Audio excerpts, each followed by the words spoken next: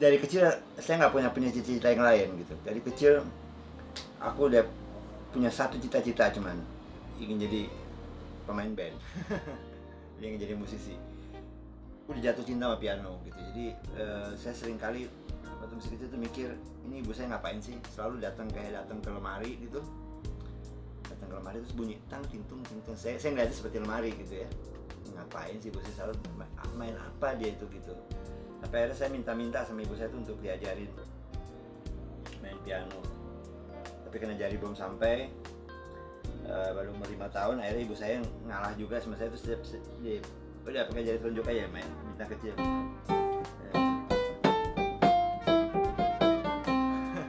Main bintang kecil, main naik ke puncak gunung dengan satu jari.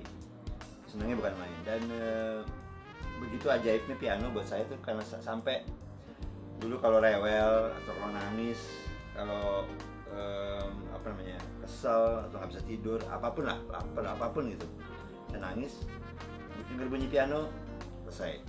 Pertamanya sih dulu gebuk-gebukin panci gitu, pukul-pukulin panci, tapi itu lama-lama jadi akhirnya saya mungkin orang tua saya juga melihat saya ada bakat di situ,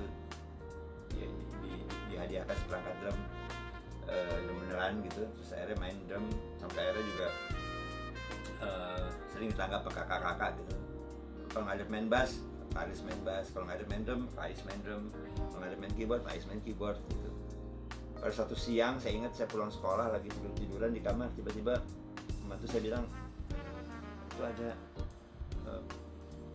itu ada yang nyari, siapa? Ada Mas Krisya, Mas Yoki.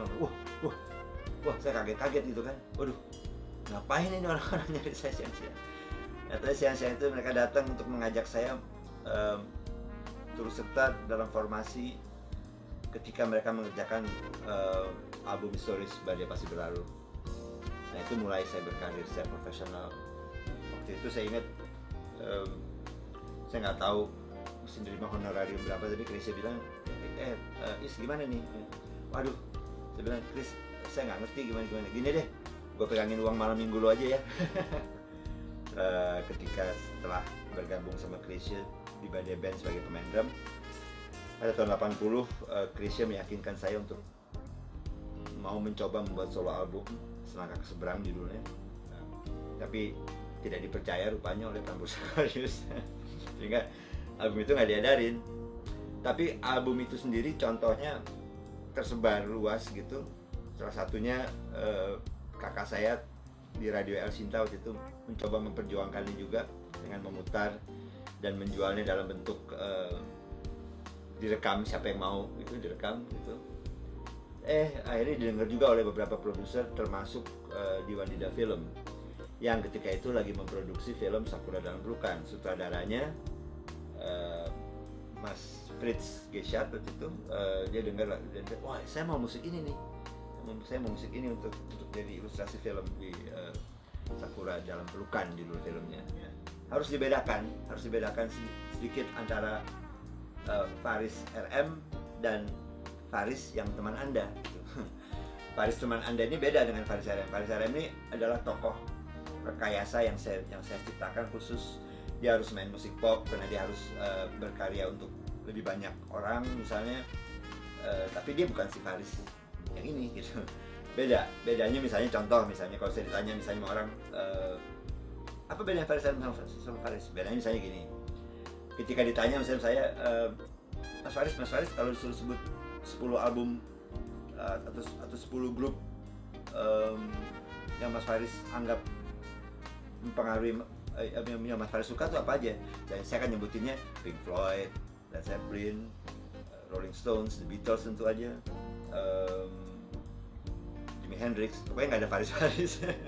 Pop bukanlah cemen, pop itu tidak gampang. Pop itu kependekan dari populer, jadi musik yang populer.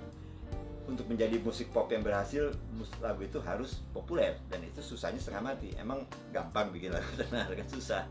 Artinya nggak gampang bikin lagu 3 jurus terus terkenal gitu. Siapa bilang bikin lagu apa misalnya gitu gampang? Enggak ya, bikin lagu biar gimana pun sangat sulit. Sesederhana pun lagu apa yang kita buat sangat sulit. Jadi kalau ditanya basically musik saya pop. latar belakang musik saya klasik, saya piano klasik. Makanya saya kalau dengar lagu-lagu saya kayak Asa dan Cita misalnya,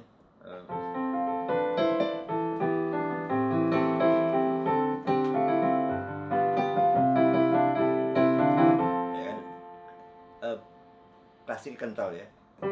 Kala sinar cahaya pelita, ya chordnya tuh benar-benar chord yang chord klasik, kayak chord-chordnya Mozart lah. Kalau kita dengar Eine kleine Nachtmusik, Little Night Music, karya terbesarnya Wolfgang Amadeus Mozart, itu kita bisa dengar akortasi-akortasi yang mirip di banyak lagu-lagu pop mainstream Indonesia saat ini. Bermain musik adalah how to find an unexpected situation gitu. Bagaimana kita menemukan situasi-situasi yang tidak kita duga gitu. Ketika main Madi Sigit, main apa sih? Saya tanya Lek, gue pengen main Barcelona om. Oke, main Barcelona sih, silakan ya main Barcelona. Udah nggak ada Spanyolnya, udah nggak ada.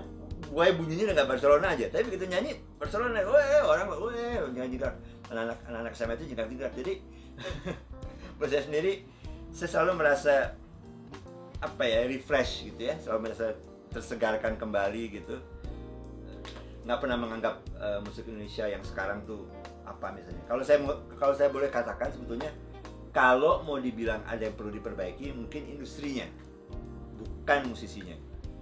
Satu, lakukanlah yang Anda sukai saja. Kedua, tentunya jangan lakukan yang tidak Anda sukai. Dan ketiga, bijaklah, karena jujur bagus, tapi bijaksana lebih bagus.